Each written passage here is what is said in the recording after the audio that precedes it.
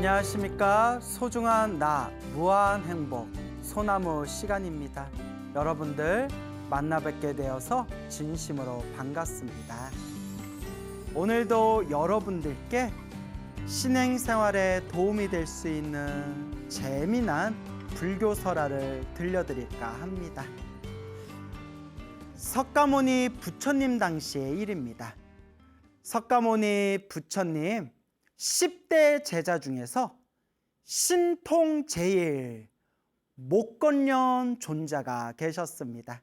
그래서 지혜제일 사리불 존자와 신통제일 목년 존자, 목건년, 목년이라고도 부릅니다.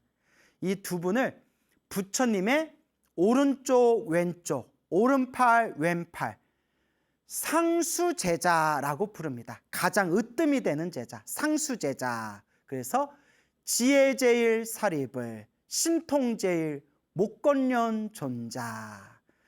이 신통제일 목건년 존자께서 어느 날 길에서 아주 끔찍하고 아주 흉측하고 아주 흉악하게 생긴 배고프고 굶주린 귀신 아귀를 마주치게 됩니다. 그 아귀는 온몸에 엄청난 고통과 괴로움을 당하고 있었는데 또 특이한 게 너무나 그 코로 냄새조차 맡을 수 없을 정도로 너무나 끔찍하고 더러운 그런 똥오줌 냄새가 온몸에서 뿜어져 나왔다고 합니다. 그리고 이 아귀는 너무나 배고프고 너무나 목이 마른데 유일하게 먹을 수 있는 게 똥과 오줌밖에 먹을 수가 없는 그런 너무나 괴롭고 고통스러운 존재였습니다. 생각만 해도 몸서리가 쳐집니다. 신통제일 목년 존자께서 그 더럽고 끔찍하고 고통이 가득한 아귀를 보고 그 아귀에게 질문을 하십니다. 아귀여, 배고픈 굶주린 귀신 아귀여, 그대는 과거 전생 어떤 업보를 지었기에 지금 이와 같이 끔찍한 업보를 받고 있는 것인가? 그 아귀가 슬피 울면서 목련존자에게 대답합니다. 위대하신 스승님이신 부처님께 찾아가서 직접 여쭈어 보십시오. 부처님은 모든 걸 다 아실 겁니다. 목건년 존자는 부처님이 계신 사원으로 향해서 부처님이 계신 처소에 들어가서 부처님 발 아래 삼배를 올리고 합장 공경을 하며 부처님께 질문을 하려 했습니다. 그때 부처님께서 모든 것을 다 꿰뚫어 보시고 목건년 존자에게 먼저 이렇게 말씀하십니다. 그대여, 혹시 오는 길에 괴이하거나 이상한 것을 보지 않았는가? 부처님은 모든 걸 다 꿰뚫어 보고 계시는 겁니다. 그때 목건년 스님이 부처님께 자초지종을 설명합니다.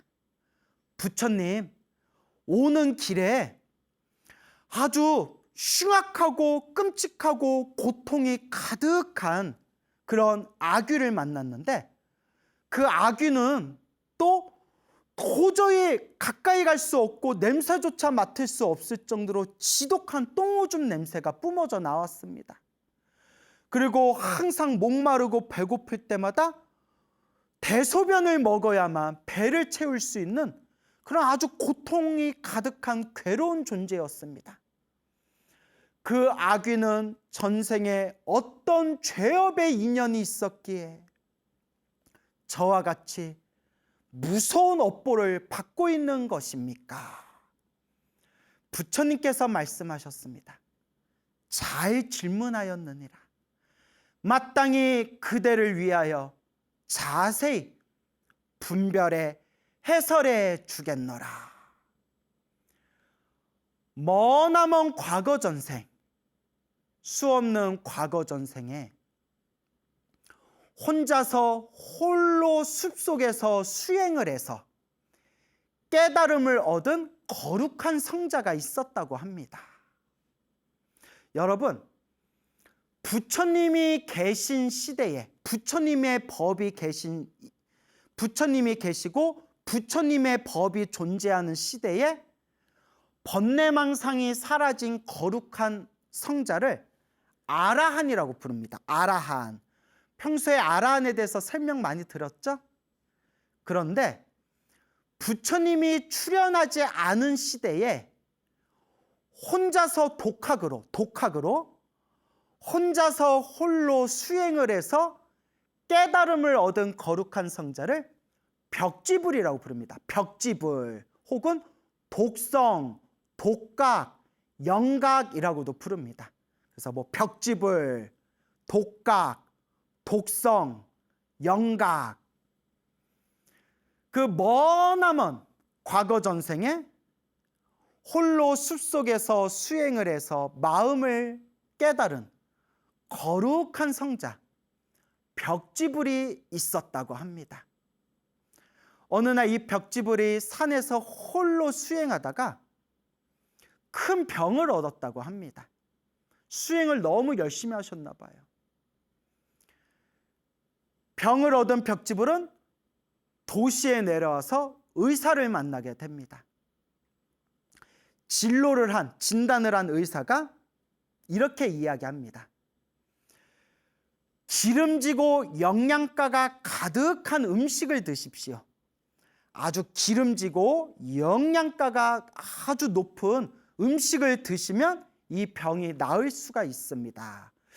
그러니까 우리말로 하면 영양실조였던 것 같아요. 영양실조. 왜냐하면 의사의 약 처방이 아주 영양가가 가득하고 아주 기름진 음식을 먹어라. 근데 이 벽지불이 이제 탁발을 하기 위해서 기름지고 영양가가 가득한 탁발을 하기 위해서 이제 마을에 들어가게 됩니다. 그때 재산이 넉넉한 어느 마음씨 좋은 거사를 만나게 됩니다. 그 거사님을 만나서 이 벽지불이 이렇게 이야기합니다. 제가 병을 얻었는데 의사가 말하기를 기름지고 영양가가 높은 음식을 먹으면 병이 나을 수가 있을 거다라고 했습니다. 저에게 음식을 공양 올릴 수 있으시겠습니까? 그때 그 거사가 벽지불을 모시고 집으로 들어갑니다. 근데 이 거사는 이 벽지불이 깨달음을 얻은 거룩한 성자라는 것도 전혀 모르는 거예요. 그냥 평범한 탁발 나오신 평범한 수도승이다, 수행승이다라고만 알고 그냥 좋은 마음으로 집에 데려옵니다. 그리고 의자에 이렇게 안내해 드린 뒤에 편안하게 쉬시게 한 뒤에 부인을 불러서 말합니다. 여보, 내가 지금 바쁜 일이 있어.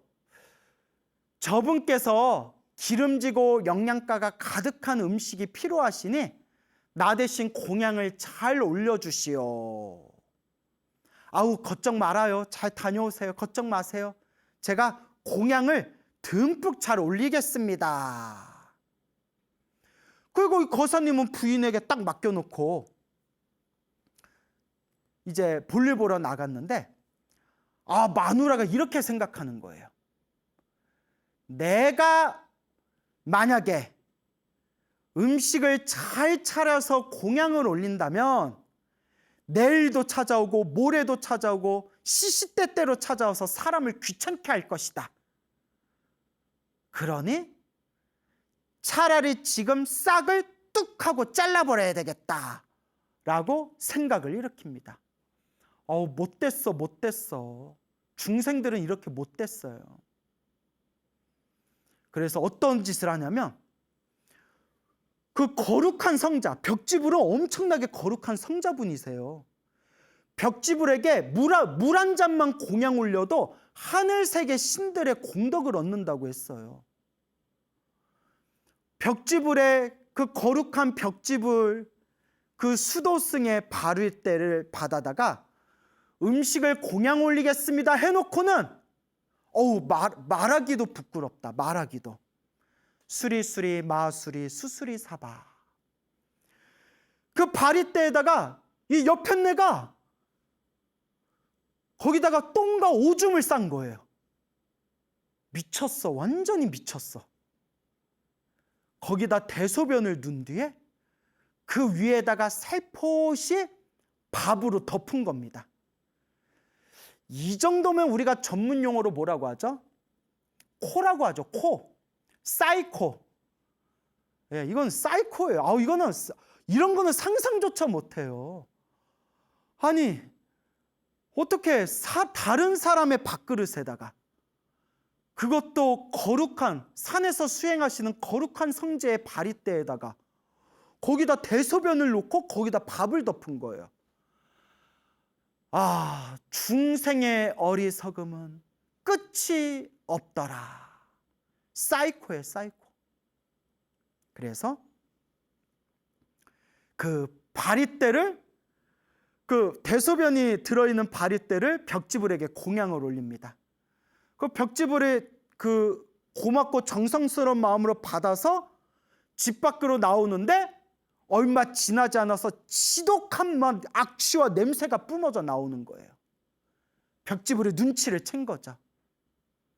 하지만 벽지불은 번뇌와 망상이 사라진 거룩한 성자이기 때문에 그 누구를 저주하거나 그 누구를 미워하거나 그 누구를 싫어하는 마음이 전혀 없으십니다.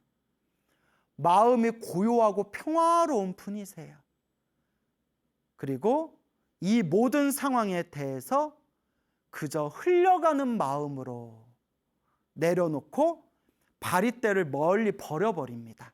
그리고 가던 길을 그냥 멀리 떠나시게 됩니다.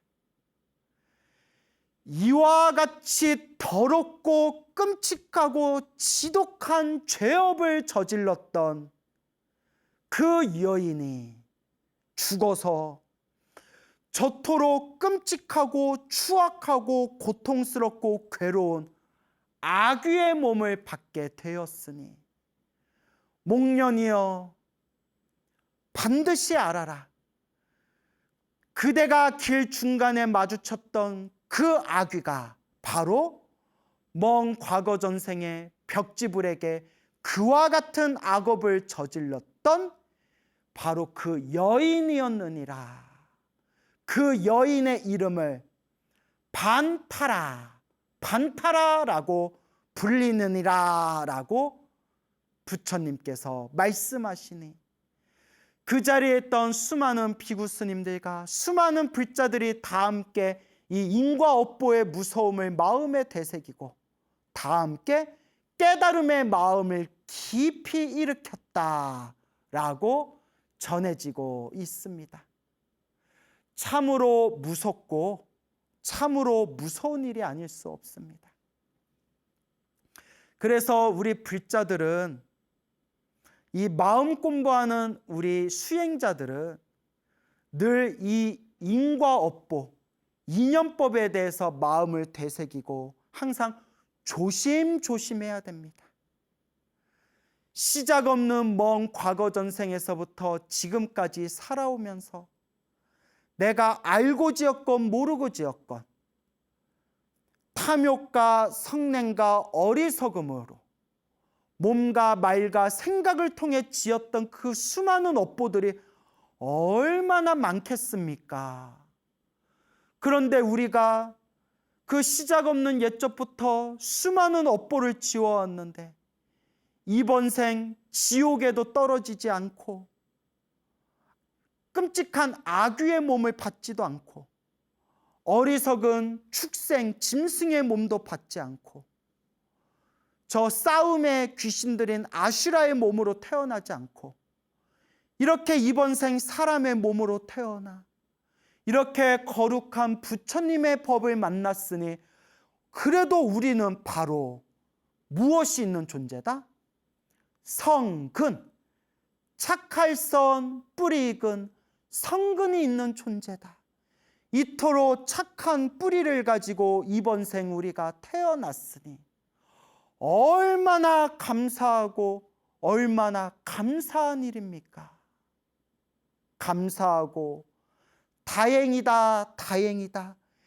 이번 생 부처님의 가르침 만나서 참으로 다행입니다 라고 늘 마음에 되새기고 항상 간절한 마음을 되새겨야 된다라고 말씀드리고 싶습니다. 이 세상의 수많은 중생들의 삶의 모습이 다 내가 지은 업의 인연법대로 살아가는구나. 그러니까 어느 신도분이 불교 공부하면서 불교는 너무 냉정하대요. 너무 냉혹하대요. 모든 게 다 자기가 지은 업이래요. 너무 냉정하대요. 그러면서 마지막에 하시는 말씀이 그렇지만 그렇게 냉정하면서도 결국 자기 업은 자기가 받는다라는 게 훨씬 더 공평하고 공정한 것 같다라는 말씀을 하시더라고요. 부처님께서 서가모니 부처님께서 말씀하시기를 이 인연법은 모든 게 인연 따라 일어나고 인연 따라 사라지는 이 인연법은 또한 다른 말로 이 연기법은 부처님이 만든 게 아니다. 부처님이 세상에 출현하건 세상에 출현하지 않건 원래부터 존재하는 우주의 법칙이다. 부처님은 이 인연법을, 이 연기법을 만든 게 아니라 본래부터 존재하는 이 법칙을 발견하셨을 뿐이고 발견한 이 법칙을 중생들에게 법을 설할 뿐이다 라고 말씀하셨습니다. 좋은 인연도 나쁜 인연도 내가 지은 업의 인연이다 라고 생각했을 때 나에게 힘들고 괴롭고 답답한 일이 생기면 더욱 간절하게 아미타불 아미타불 관세음보살 관세음보살 지장보살 지장보살 닦고 닦아나갈 뿐이고 내가 살아가면서 힘들고 괴롭고 답답할 때 내가 전생에 복을 많이 짓지 않았구나. 내가 전생에 베푼 게 없고 박복하게 살아서 이번 생에 이렇게 장애가 많구나. 그런 이번 생에 조금이라도 좋은 마음으로 복덕을 닦아야 합니다. 복을 짓고 덕을 쌓아야 합니다. 그렇게 꾸준히 닦아나갈 뿐입니다. 석가모니 부처님 당시의 일입니다. 석가모니 부처님을 의지하고 존경하고 가까이 했던 왕사성에 빈비사라 왕이라고 있었습니다.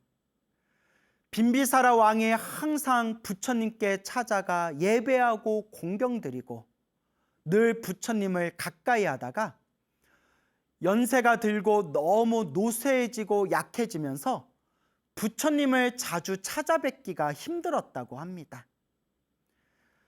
슬퍼하고 근심하던 빈비사라 왕에게 신하들이 이렇게 청을 올립니다.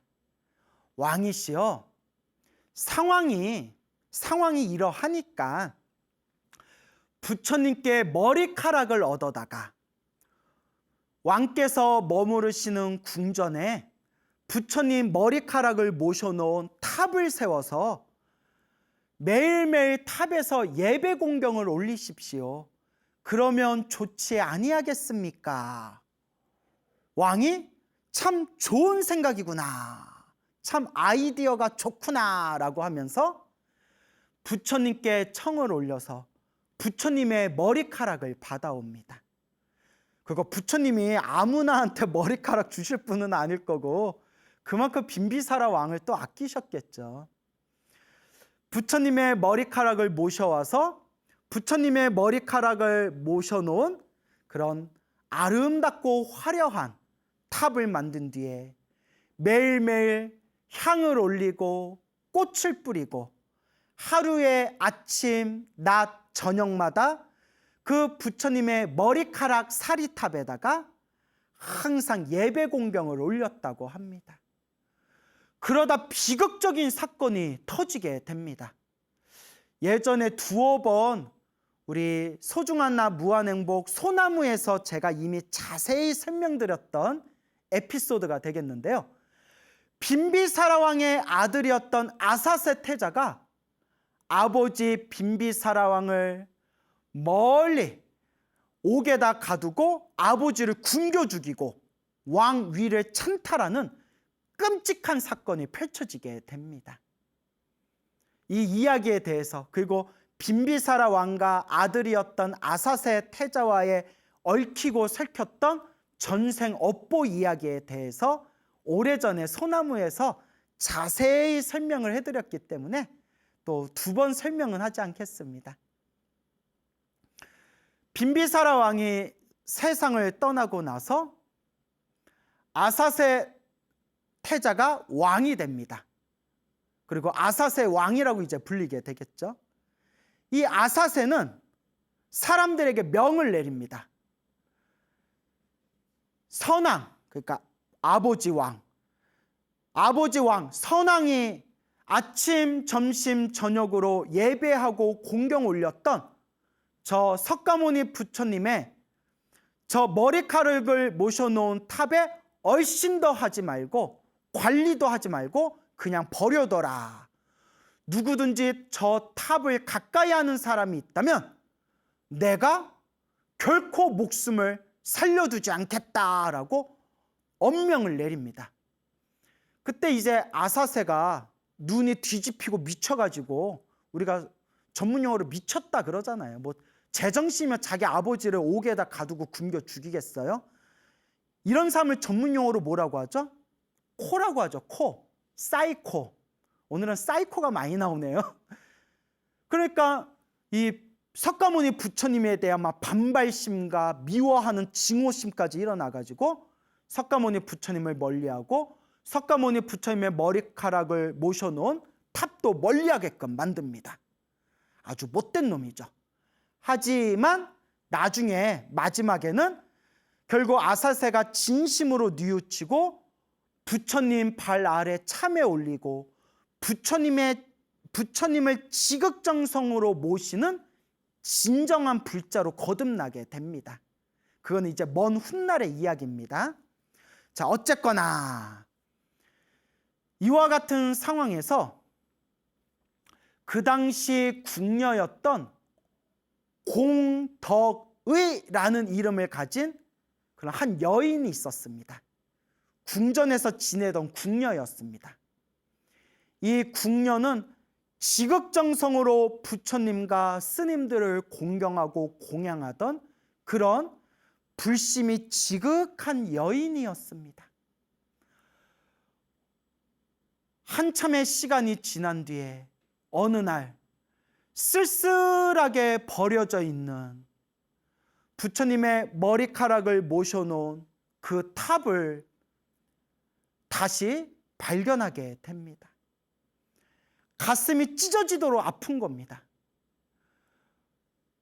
과거에 빈비사랑 왕이 계셨을 때 이곳을 항상 아름답게 가꾸고 향과 꽃으로서 공양 올리고 늘 예배하고 공경하시면서 이 탑이 있는 이곳을 참으로 아름답고 훌륭하게 그렇게 간수하셨는데 지금은 이렇게 홀대받고 버려져 있구나. 문득 이런 마음이 생깁니다. 내가 부처님 불자로서 부처님의 머리카락이 담겨져 있는 이 탑을 내가 어찌 버려둘 수 있겠는가? 내 몸이 갈기갈기 찢기더라도 이 부처님의 탑을 내가 보호하리라 라는 굳은 결심을 일으킵니다. 여러분, 이거는 쉬운 일이 아니에요. 누구든 이 탑을 가까이 하면 죽여버리겠다고 하는데 그 당시 왕 한마디에 사람 목숨이 파리 목숨처럼 날아가던 시절에 왕명을 어기고 자신의 목숨을 걸고 그 탑을 보호하겠다는 마음은 이건 정말 보통 마음이 아니에요.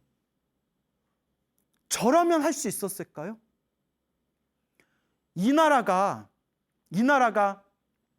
공산당에 짓밟혀가지고 종교가 탄압받고 절이 막 무너지고 스님들이 막 학살당하는 그런 상황에 내가 부처님 법을 보호하고 이 탑을 보호하고 이 절을 보호하리라, 내 목숨을 걸고 하리라. 어려운 일입니다. 어려운 일입니다. 그래서 저는 목숨 걸고 몸을 바쳐서 독립운동 하신 분들을 존경합니다. 여러분들이라면 할 수 있겠습니까? 집안이 박살나고 가족들이 고초를 받고 몸과 목숨이 위태로운 상황에서 아무도 알아주지 않는데 나라를 지키겠다고, 나라를 되찾겠다고 독립운동을 하시는 그분들의 그 마음, 그게 진정한 영웅의 마음이 아닐까요? 그 한용운 선생이 살아오셨던 나라를 생각하고 민족을 생각했던 그 올곧은 마음을 찬찬히 사유해 봤을 때, 스님으로서는 잘 모르겠지만 한 인간으로서 이런 분이 영웅이 아닐까라는 생각이 듭니다. 이야기가 너무 오버했는데요, 이 궁녀가 내가 목숨을 걸고서라도 이 탑을 지키겠습니다 하고 그 탑을 깨끗하게 청소하고 향을 뿌리고 꽃공양을 올리고 아름답게 가꾸고 환하게 등불공양을 올립니다. 멀리서 밤에 부처님의 머리카락 탑이 있는 곳에 환한 등불이 켜져 있는 걸 보고 아사세가 궁전에서 깜짝 놀랍니다. 그 다음 날 조사를 시킨 뒤에 그 궁녀를 아사세 앞에 무릎을 꿇리고 신문을 합니다. 아사세가 묻습니다. 너는 저 탑을 가까이 하는 사람 있으면 내가 가만두지 않겠다라고 한 것을 들었느냐 못 들었느냐? 왕이시여, 들었습니다. 근데 어찌하여 내 왕명을 어겼느냐? 불자가 되어서, 부처님 제자가 되어서 부처님을 모시고 섬기고 부처님의 탑을 공양 올리고 공경 예배하는 것이 불자의 도리입니다. 너는 어찌하여 내 말을 듣지 않는 거냐? 그때 이 궁녀가 한마디를 딱 내지릅니다. 왕이 왕 같지가 않습니다. 옛적의 선왕에 비해서 지금 당신은, 지금의 왕은 왕으로서 왕답지가 않습니다 라는 말에 분노하면서 아사세가 눈에 핏발이 쓰면서 칼을 뽑고 그 자리에서 그 공덕의 궁녀를 목을 베어버립니다. 나무 아미타불 관세음보살,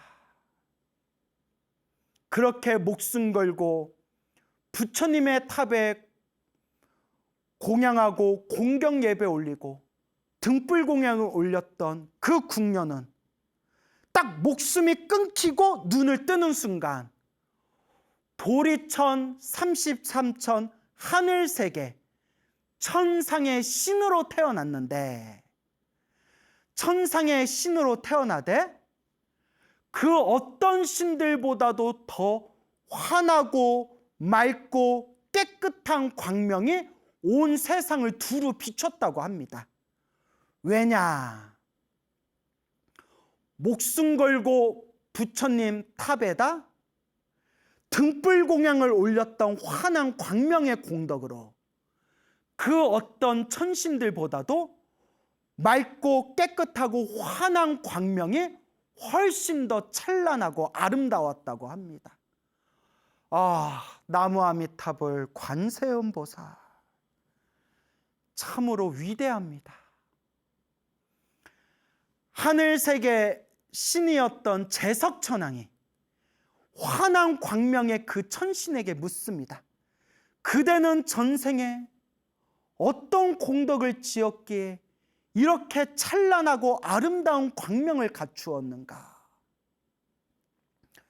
하늘세계의 신인, 하늘세계 신들의 왕인 제석천이시여, 저는 바로 전생에 이러이러해서 저러저러해서 몸과 목숨을 걸고 부처님께 공양 공경 예배를 올렸고, 그때 왕에게 살해당하는 순간에 제가 지은 공덕의 힘에 의해서 하늘세계 신으로 태어나게 되었고, 지극정성으로 환한 등불 공양을 올린 공덕의 힘으로 이렇게 찬란한 광명의 그런 선업을 갖추게 된 겁니다.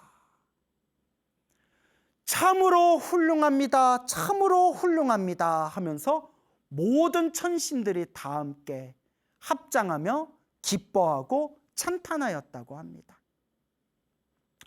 그때 그 하늘세계 신, 그 공덕의 전생의 공덕이 궁녀였던 그 하늘세계 광명의 신이 인간세계로 내려와 부처님 처소에서 부처님 발 아래 합장 공경하고 절을 올리고 부처님께 감사와 찬탄의 노래를 부릅니다.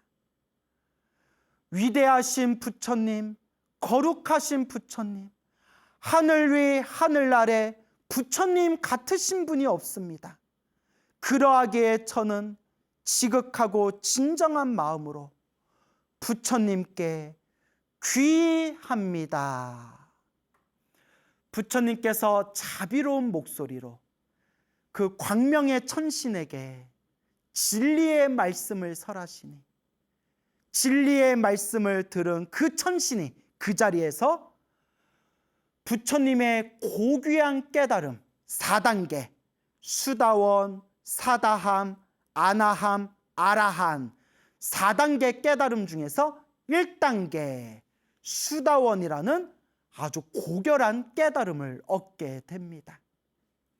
그리고 그 광명의 천신은 한없는 기쁨 속에서 부처님을 찬탄하고 부처님을 공경하며 다시 하늘세계로 떠나면서 이와 같이 노래 부릅니다. 아, 시작 없는 옛적부터 지금까지 태어나고 죽고 태어나고 죽으면서 내가 쌓아 올린 하얀 뼈는 수미산보다도 높고 내가 흘렸던 눈물은 바다보다도 깊은데 이제야 몸과 목숨을 버리고 공덕을 닦은 이 공덕의 힘으로 모든 괴로움에서 벗어나게 되었노라 라고 노래를 부르며 하늘세계로 떠났다고 합니다. 그 다음 날 수많은 비구 스님들과 제자들이 부처님께 아침에 문안 인사를 올리면서 다음과 같이 여쭤봅니다. 세존이시여, 부처님이시여, 간밤에 부처님 처소에서 그 무엇과도 비교할 수 없는 환한 광명이 비쳤습니다. 하늘세계 제석천신이 찾아온 것입니까? 하늘의 왕인 범천이 찾아온 것입니까? 아니면 사천왕들이 찾아온 것입니까? 아니면 온갖 여러 신들이 찾아온 것입니까? 부처님께서 말씀하십니다. 아니다. 그것이 아니다. 한 여인이 있었는데 그 여인의 이름은 공덕이이니라. 빈비사랑 왕 때 빈비사랑 왕을 모시던 궁녀였고 불심이 지극했던 여인이었느니라. 빈비사라 왕이 떠나고 아사세 왕의 폭정에 의해서 버려졌던 부처님 탑을 공양하고 공경 예배하고 환한 등불 공양을 올리면서 몸과 목숨을 아끼지 않고 불심을 지켰던 그 공덕의 힘에 의해서 그 어떤 하늘세계 신들보다도 찬란하고 환한 광명을 가진 신으로 다시 태어났느니라. 그 감사함을, 그 고마움을 부처님께 올리기 위해서 간밤에 찾아온 것이니라. 이 이야기를 듣고 부처님의 제자들과 수많은 사람들이 다 함께 기뻐하고 찬탄하며 깨달음의 깊은 마음을 일으켰다고 합니다.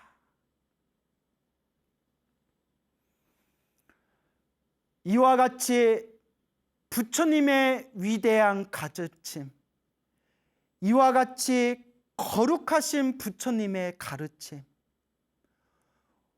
우리가 전생에 어떤 복을 지었기에 이번 생에 사람으로 태어나 부처님 법을 만났을까요? 우리는 완전한 존재가 아닙니다. 아무리 수행하고 수행해도 자꾸 실수하고 번뇌와 망상에 휩쓸리고 탐욕과 성냄과 어리석음이 가득합니다. 그렇기 때문에 우리는 자꾸 닦아야 됩니다. 내가 불완전하기 때문에, 언제든지 실수할 수 있는 존재이기 때문에, 아직도 수행이 부족하기 때문에 닦고 닦아 나아가는 겁니다. 늘 마음으로 되새겨야 합니다. 사람으로 태어나 감사합니다. 부처님 법을 만나서 감사합니다. 불교 TV가 있어서 감사합니다. 소나무를 들을 수 있어서 감사합니다. 제가 말해놓고 민망해서요. 예, 저는 정말 행복합니다. 저도 살아가면서 스트레스가 없겠습니까? 하지만 부처님 법을 만나서 너무나 행복합니다. 늘 닦고 닦을 뿐입니다. 내가 지은 업장이 있다면 조금이라도 닦아나가고, 내가 지어야 할 복과 선업과 공덕이 있다면 조금 더 닦아나갈 뿐입니다. 가다 보면 언젠가 부처님 세계 안에서 서로 도반이 되어 만나고, 또한 저 미래 세상에 다 함께 성불하게 될 것입니다. 여러분, 행복해지고 싶습니까? 행복한 삶을 창조하고 싶습니까? 복을 지으십시오. 선업을 지으십시오. 공덕을 쌓으십시오. 복과 선업과 공덕의 힘이 여러분들을 진정한 행복의 길로 이끌어 줄 것입니다. 여러분, 성불하십시오.